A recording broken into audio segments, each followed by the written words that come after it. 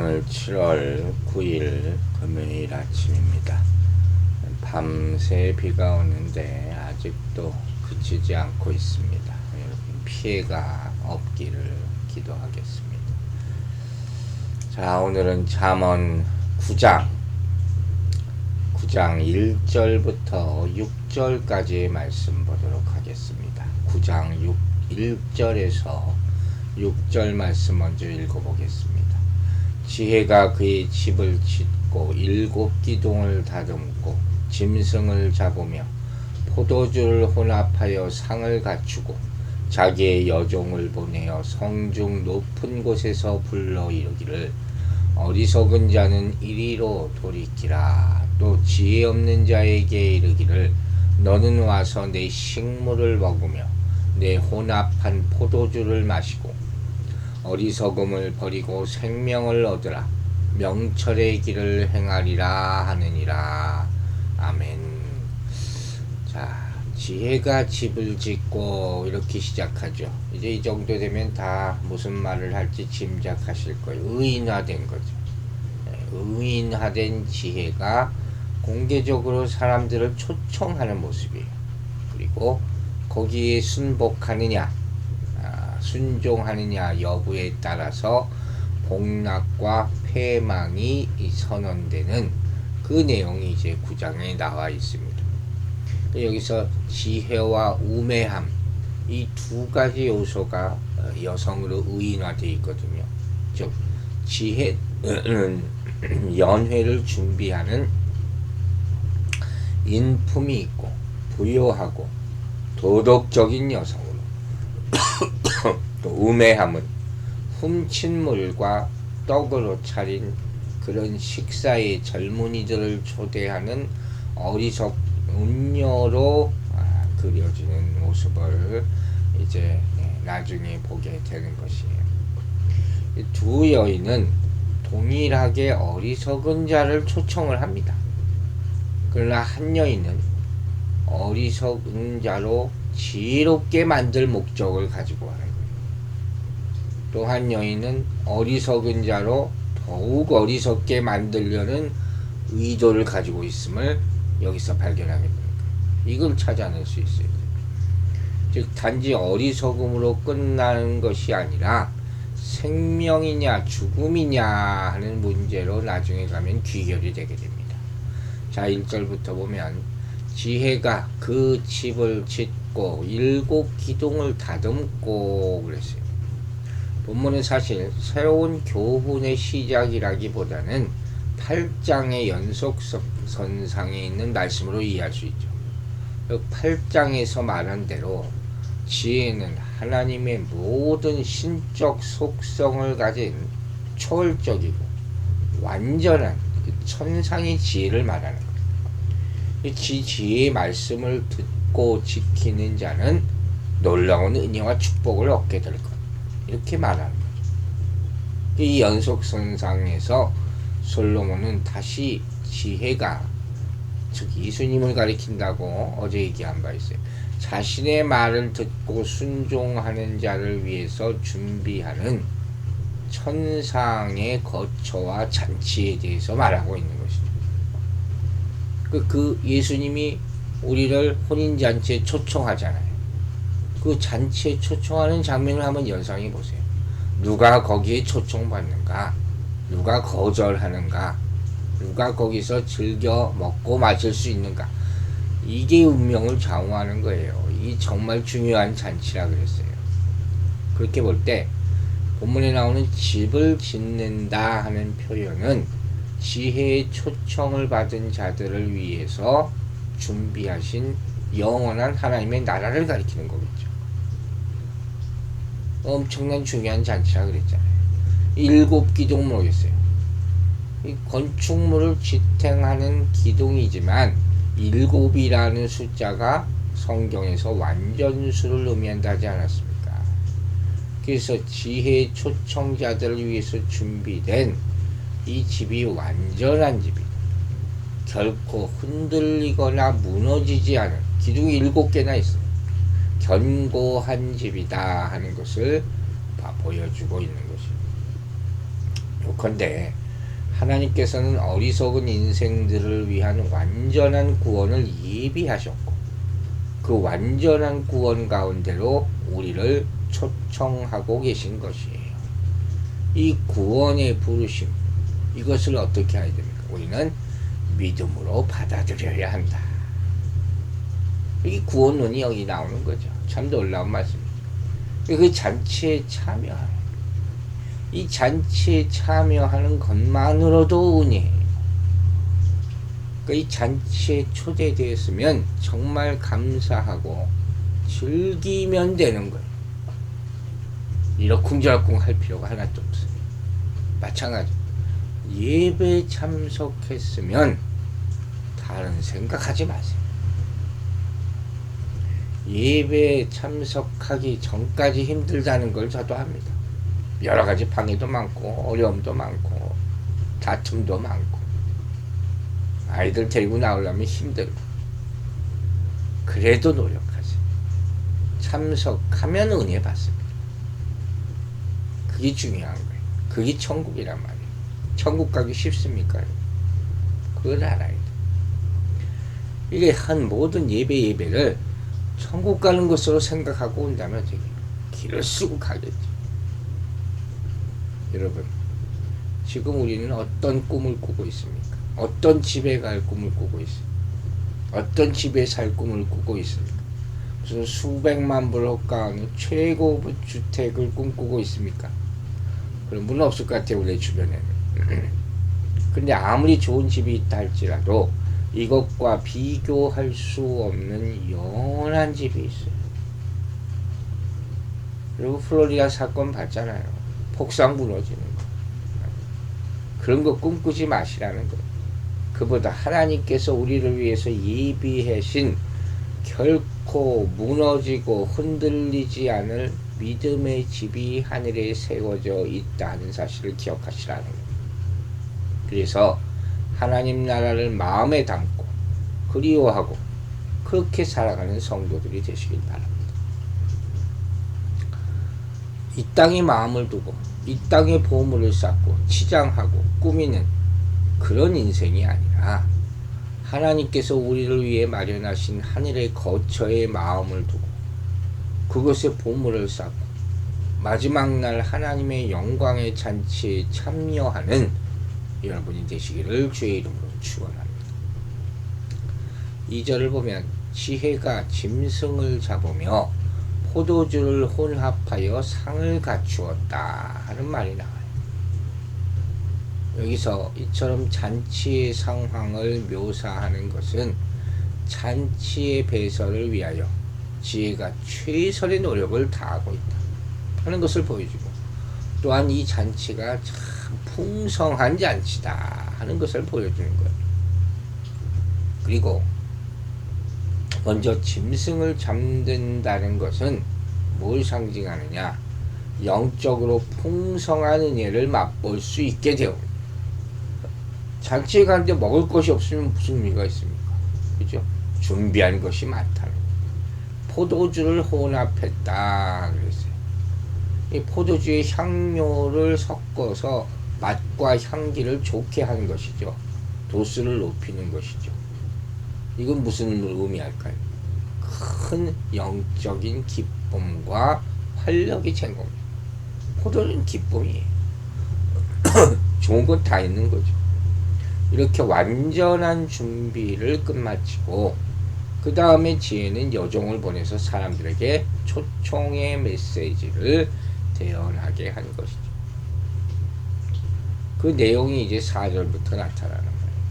어리석은 자는 이리로 돌이키라. 또 지혜 없는 자는 와서 내 식물을 먹고 혼합한 포도주를 마시며 어리석음을 버리고 생명을 얻으라. 명철의 길을 행하라. 자, 이렇게까지 주문하는데 이 잔치에 참여하지 않겠습니까? 절대로 거절해서는 안 되겠죠. 먼저 여기서 이 불특정 다수 사람들을 향해서 어리석은 자, 지혜 없는 자 이렇게 말하고 있어요. 이건 뭐예요? 아직 지혜의 초청에 응하지 않은 사람들이죠. 지혜가 예비한 거처에 들어오지 않는 사람들 다 어리석은 자예요.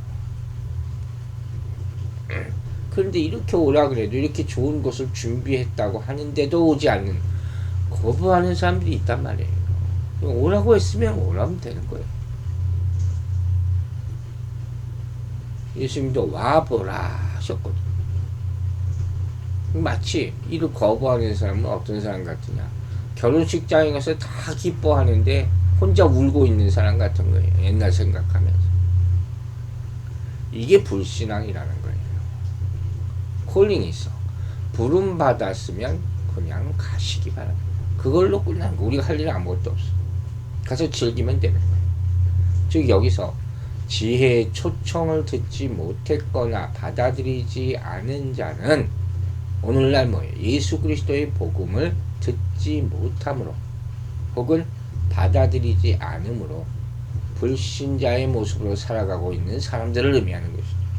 하나님께서는 이러한 자들을 향해서 당신께서 예비하신 구원의 자리로 나와서 그 안에 준비된 영적인 양식을 먹고 어리석음을 버리고 생명을 얻으라 이렇게 말씀하고 있는 거예요.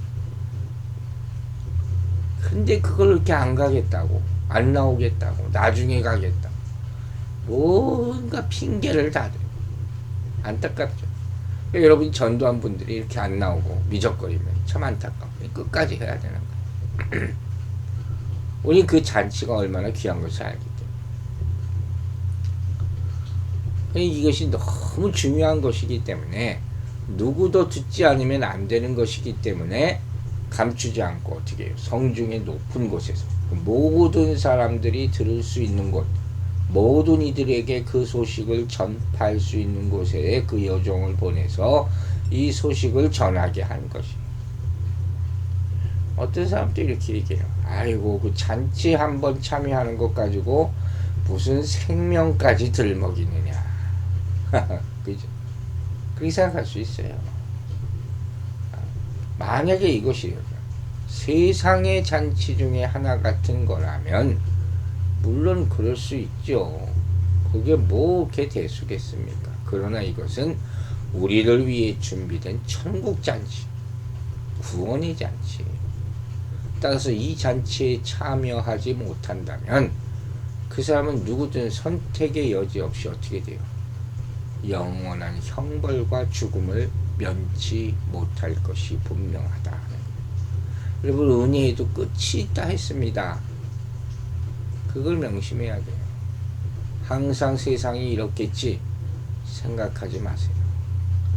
분명히 마지막 때가 다가오고 있다는 것을 느끼시기 바랍니다. 자, 이렇게 중요한 시간기에 하나님께서는 제발 어리석은 행동을 그치고 예수 그리스도 앞에 나와서 영원한 생명을 누리게 하는 그의 살과 피를 받아 먹음으로 참된 구원과 생명을 얻어야 한다. 간곡하게 말하고 있는 거예요. 한편 본절을 구속사적인 측면으로 해석해서 빵, 식물은 뭐라고 했을 겁니까? 그리스도께서 우리를 위하여 내어주신 그의 몸이죠. 포도주는 뭡니까? 피를 예표하고 있다. 이렇게 해석할 수도 있다는 거예요. 즉 초대교회 때부터 본문을 그리스도의 찢기신 살과 흘리신 피를 기념하는 성만찬을 예시하는 구절로 이해하기도 했다 하는 것을 알아놓는 것이 좋습니다. 마지막 6절에서 솔로몬은 어리석음을 버리고 생명을 얻으라, 명철의 길을 행하라 이렇게 말합니다.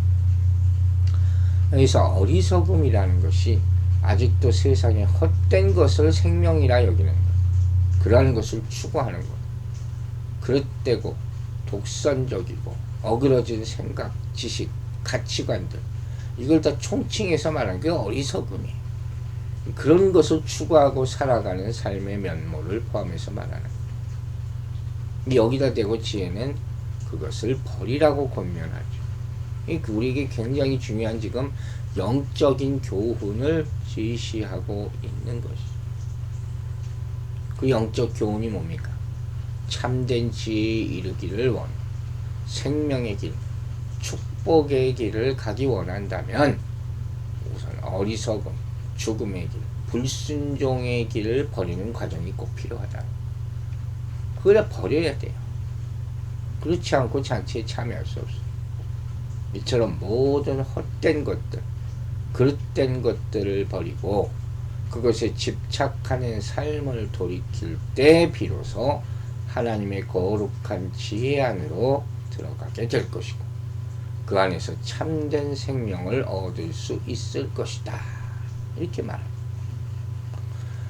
여러분, 모든 것에는 대가가 따라요.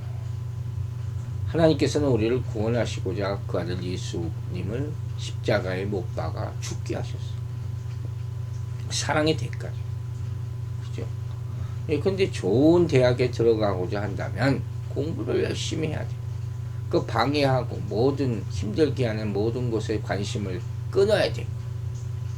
또 한 여인을 사랑하고 그와 연합하고자 하면 그 제외한 세상에 다른 모든 여인 동시에 사랑할 수 없는 거예요.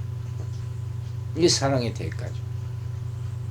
무슨 얘기를 하는지 아시겠어요? 인생의 사소한 일조차 이러하다는 거예요. 하나를 얻고자 하면 나머지는 포기해야 된다는 거예요. 영원한 생명을 얻고자 하면 그 전에 반드시 버리는 결단이 필요하다는 거예요. 바울을 보세요. 예수님 알기 전에 이스라엘에서 총망받는 그런 청년이 학자, 최고의 석학으로부터 깊이 있는 학문을 배웠고 로마 시민권을 가지고 혈통적으로는 히브리인 중에 히브리인, 바리새파에 속하는 사람, 아주 앞길이 훤하죠. 그런데 다메섹 도상에서 예수 그리스도를 만난 후에 모든 것을 버리고 예수님만을 좇는 사람이 되었어요. 온리지 잊었어요. 그가 고백합니다. 그러나 무엇이든지 내게 유익하던 것을 내가 그리스도를 위하여 다 해로 여길 뿐더러 또한 모든 것을 해로 여김은 내 주 그리스도 예수를 아는 지식이 가장 고상함을 인함이라. 내가 그를 위하여 모든 것을 잃어버리고 배설물로 여김은 그리스도를 얻고 그 안에서 발견되려 함이라. 빌립보서 3장 7절부터 말씀. 유명한 말씀. 그리스도인은 최소한 한 번쯤은 이 말씀을 묵상할 때 통곡해 봐야 돼요. 내가 왜 예수만 믿는가? 큰 깨달음이 있게 되기를 바랍니다. 내가 왜 버려야 하나? 아시겠습니까?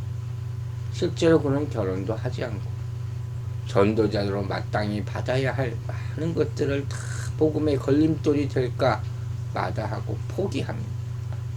복음으로 인하여 숱한 매를 맞고 핍박을 받으면서도 오히려 그것을 큰 영광과 기쁨으로 여기고 자랑으로 여길 정도로 세상의 모든 가치를 포기하고 살았습니다. 이제 마지막으로 우리의 삶을 돌아봅시다. 아직도 우리 가운데 남아있는 어리석음의 잔재들, 불순종의 잔재들, 어그러지고 거짓된 삶의 잔재들이 있다면 아낌없이 남김없이 이제 다 버리시기 바랍니다. 그 모든 것을 버릴 때 생명의 길이 보이는 거예요. 그 인생을 누리게 되기를, 잔치에 다 참여하게 되기를 주의 이름으로 축원합니다. 기도하겠습니다. 아버지 하나님, 우리에게 생명을 주시는 그 잔치, 그 천국 잔치 다 초대장을 주심을 감사드립니다. 그러나 그것에 바로 순종하고 즐기지 못하는 자는 그 안에 들어가 있지 못합니다. 그걸 깨달아 알게 하여 주시옵소서. 우리 구원이 얼마나 귀한 것인지, 가치 있는 것인지 모르는 사람들이 아직도 우리 주변에 너무도 많습니다. 그들이 깨달아 알게 하여 주시고 우리가 계속 전도하여서 그 하나님의 나라를 전하여서 그들의 마음 가운데도 하나님의 나라가 임하여서 모두가 잔치 가운데 주님께서 배설하신 것들을 누리고 즐길 수 있도록 축복하여 주시옵소서. 우리 인생 가운데 아직도 포기하지 않고 내려놓지 못한 것들이 있습니까? 그 욕심, 그 내가 해보겠다고 하는 그런 쓸데없는 생각들 다 버리게 하여 주시고, 정말 하늘만 소망하며 하늘에 산 것만을 바라며 오늘도 살아갈 때 우리 앞에 천국문이 활짝 열리는 것을 보게 하여 주시옵소서. 오늘 하루도 주님이 지켜 보호하여 주시고 안전한 가운데 거하기를 원하오며 예수 그리스도의 이름으로 기도했습니다. 아멘.